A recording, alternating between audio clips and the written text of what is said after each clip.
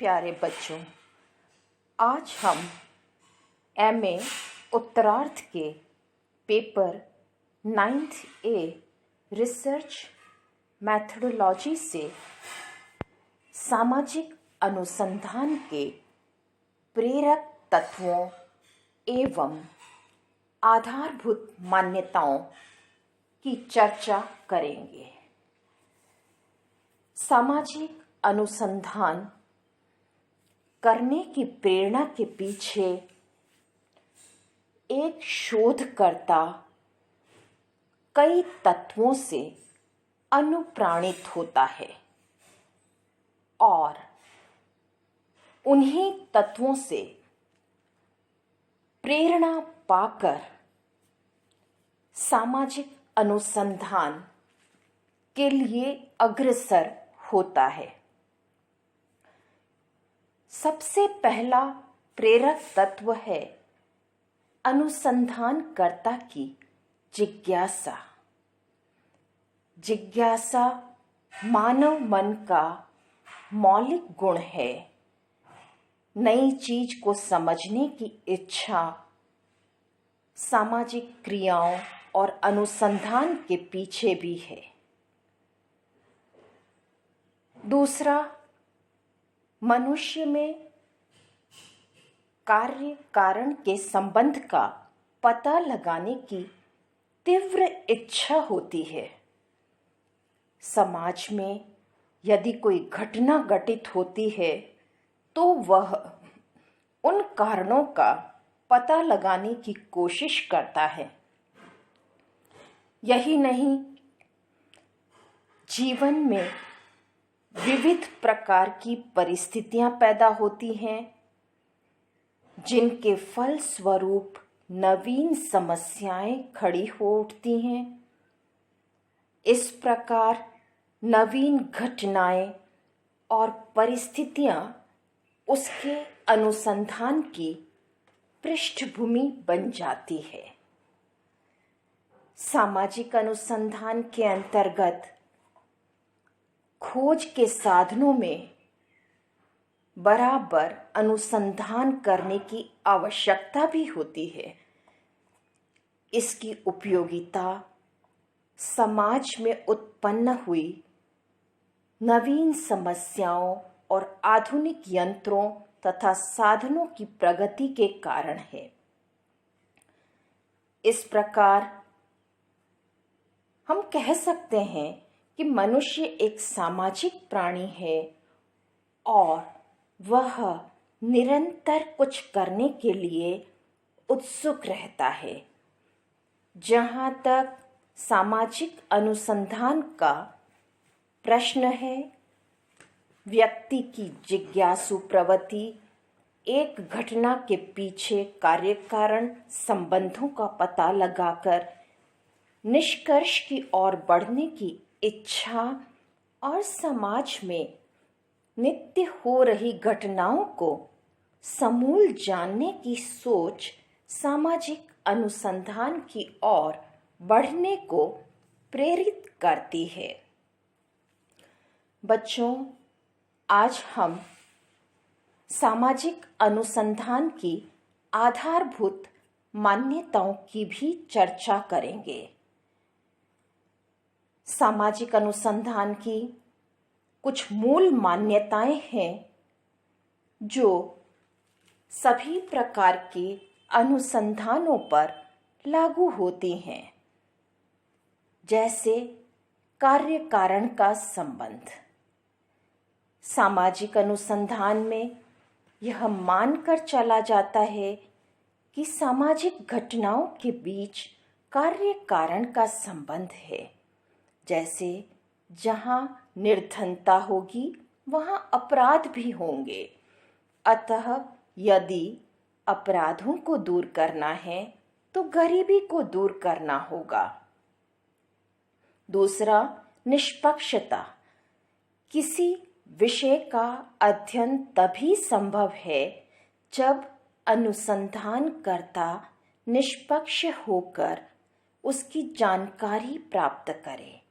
उसकी स्वयं की भावनाएं, पूर्वाग्रह तथा व्यक्तिगत विचार अनुसंधान में परिलक्षित नहीं होने चाहिए।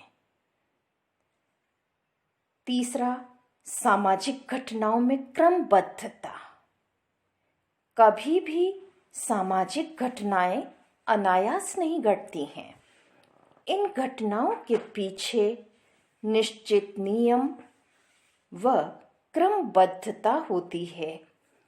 अतः यह नहीं कहा जा सकता है कि प्रत्येक घटना एक दूसरे से सर्वथा स्वतंत्र और पृथक है। क्रम का पता लगने पर काफी सही रूप में भविष्यवाणी की जा सकती है। आदर्श प्रतिरूपों की संभावना। बच्चों, इसमें सामाजिक तथ्यों को आदर्श प्रतिरूपों में बांटा जा सकता है। इन आदर्श प्रतिरूपों के अंतर्गत कुछ व्यक्तियों का अध्ययन कर उनकी विशेषताओं को समस्त वर्ग पर लागू किया जा सकता है।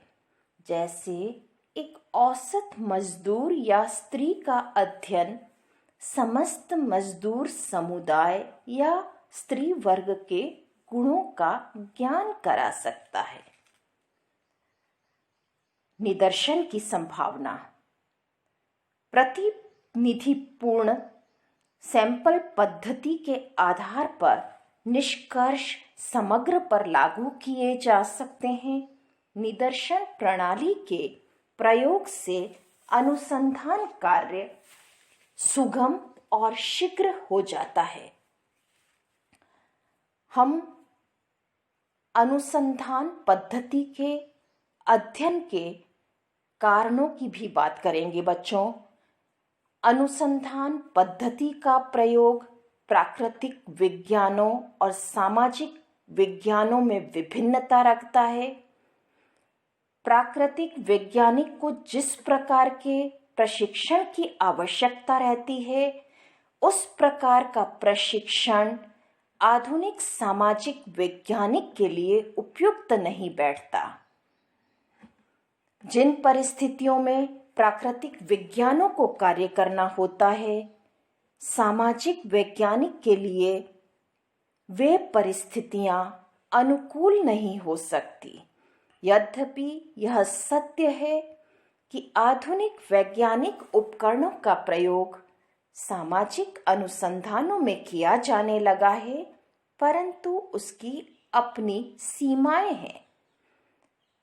अनुसंधान पद्धति को कई कारणों से पढ़ा जाता है, जैसे अनुसंधान की परिशुद्धता में वृद्धि के लिए यह कहा जाता है कि अनुसंधान प्रविधियां व्यवसाय के उपकरण हैं जो अपने जीवन को अनुसंधान कार्यों में लगाना चाहते हैं या अध्यापन, प्रशासन, सामाजिक कार्य पर जाने के इच्छुक हैं।